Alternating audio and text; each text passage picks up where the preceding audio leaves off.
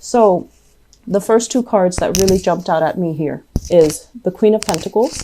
And this is you finally getting into the place where you feel like you're making the money that you deserve, that you're looking for. And you're in a place where it is very financially lucrative, where you are getting a lot of, I want to say positive reception as well. And for once in your life, I feel like financial inflow is going to be very good from now until the end of this year, okay? And what's really another card that's linked up with the Queen of Pentacles here is the Ten of Pentacles. This is kind of like things that are built up very slowly, okay? It's built up over time, but it is very consistent. It is also incredibly stable. And so I'm sensing, you know, with that Saturn period of the past few years, it was kind of like a rebirth process for many of you.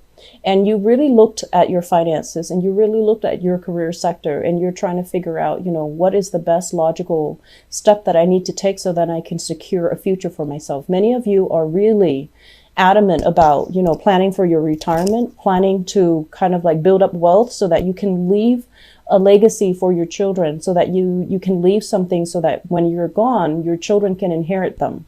And then others really trying to build up wealth, savings, and especially, you know, investing in lucrative work projects, work assignments, or even like investment portfolios that I'm seeing here with this card. So you're making your money grow for you. And I do feel that there's going to be a lot of abundance and prosperity in the home environment. You're providing for your kids. No one is really worried about, you know, where the next meal is coming from. And I'm also sensing as well, you're building a lot of stability for your financial future. Okay. Another thing coming through, and this is something that kind of jumped out at me too. So this is your energy here, Scorpio. This is it's a more nurturing quality because it's shown up here as the Queen of Cups. Okay, so when it relates to people that you're dealing with, as well as how you connect to other people, I feel that emotionally, these emotional connections, what you might have realized coming into this month of October is that, you know, on the one hand, you're emotionally connected to another person and you want them to be okay. It's hard for you to sever the connection that you have with another person. You're very wound up with them. You're very emotionally invested. And many of you have gone through the process where you kind of stop taking care of yourself so that you can take care of either your relationship partners or your relationship partners. There was great demand. For whatever reason, I feel like you were neglecting your emotional needs to take care of other people around you, and especially relationship partners.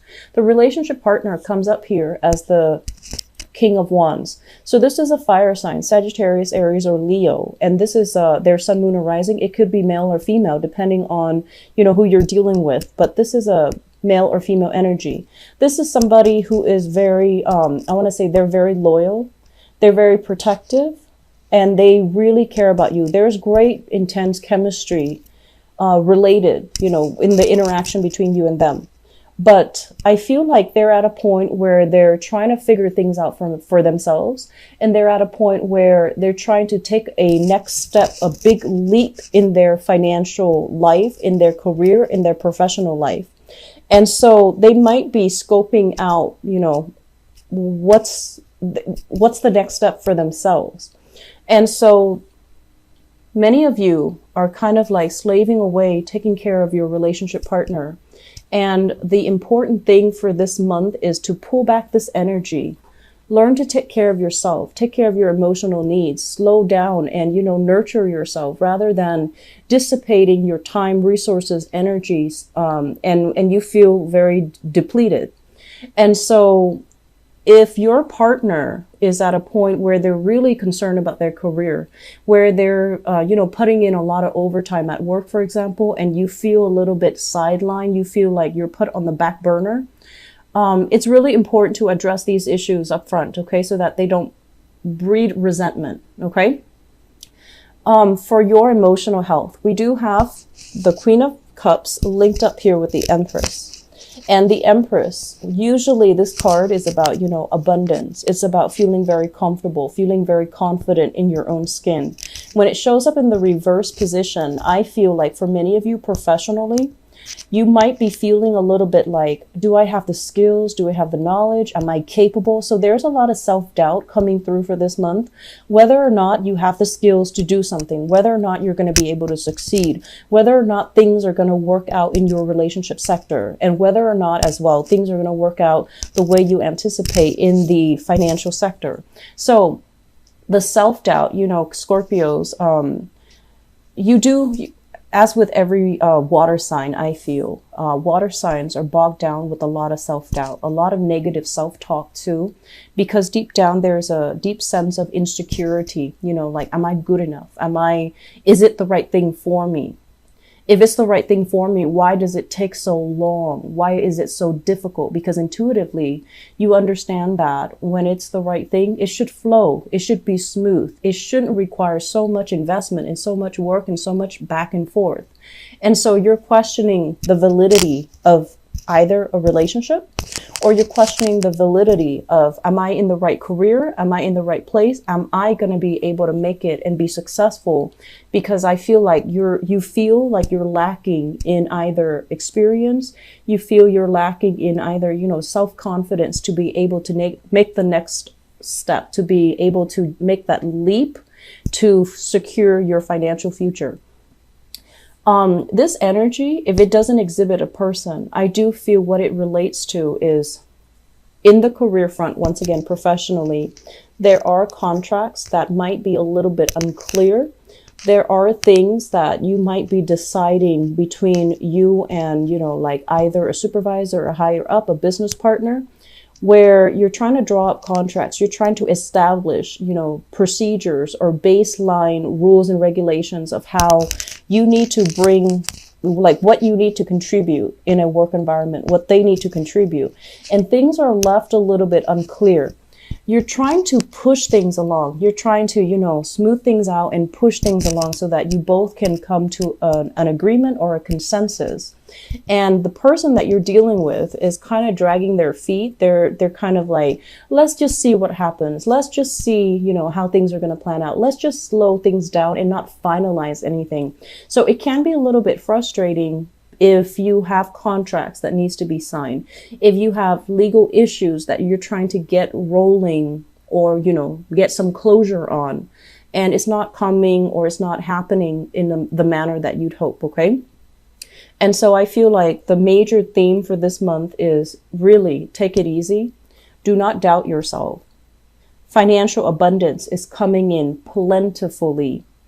And so the negative self-talk, I don't feel that it's going to be conducive for anything. It's just like, worries that don't really lead to anything. So I feel like this is the month where you need to be very grounded. Take care of things one day at a time, one project at a time. Don't anticipate too much.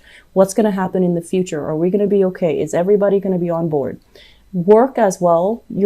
I mentioned this last month. You're dealing with very temperamental people. You're dealing with people without a lot of knowledge, without a lot of skills. And it's almost like, it's an environment where the energies are very young. You might be even dealing with young people. The energies are very young. So you feel it's almost like they're lacking in direction. They're competing with each other. And possibly some of you are in a position where you're hiring people and you're trying to decide the best candidate.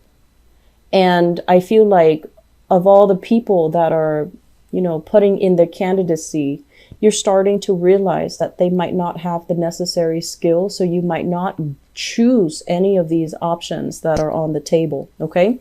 So if you're like a hiring manager or you're in a position where you're hiring people, taking people on board, you're dealing with people who are young, temperamental, and they might not have enough experience under their belt.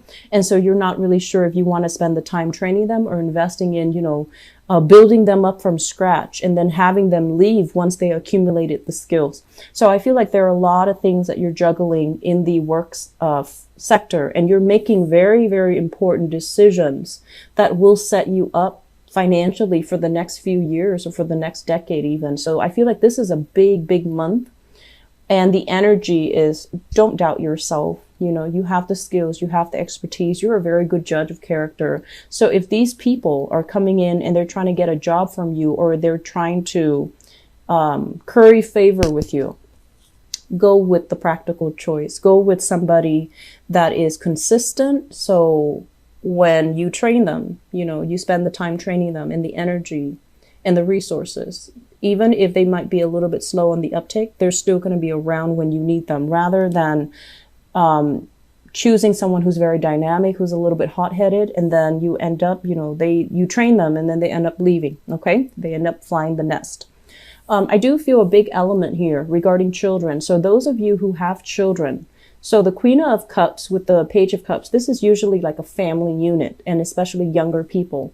If you're dealing with younger people, if you have children, there might be some issues as it relates to movement. One person might want to move, like if you have children and you have an ex-partner that you share children with, one person might be thinking about a career change. They might want to change up the living arrangement. They might want to change up, you know, the I want to say like the custody arrangement within the relationship. I feel like this is a point where you need to revisit the situation, and you need to hash things out, or you need to cater to your partner if they want to change things up, or they want to change the terms of the custody. They want, you know, an increase in even child support, or they want to change their location, and they're coming to you and asking you whether or not it's okay, whether or not it's still possible for the two of you to have an arrangement. And I feel like there is a big element here about distance. I'm sensing a lot of distance. You might be very safe and secure and stable where you are right now. Your partner might want to move. Your partner might want more, or your ex-partner might want to move, and trying to figure out, you know, how is that going to work if I'm over here, you're over there, and the kids are split between us. Okay. So that's what I feel coming through for you guys. A lot of discussions here, a lot of serious discussions as well. And I feel like just, you know, approach it with a grain of salt. Let the other person talk.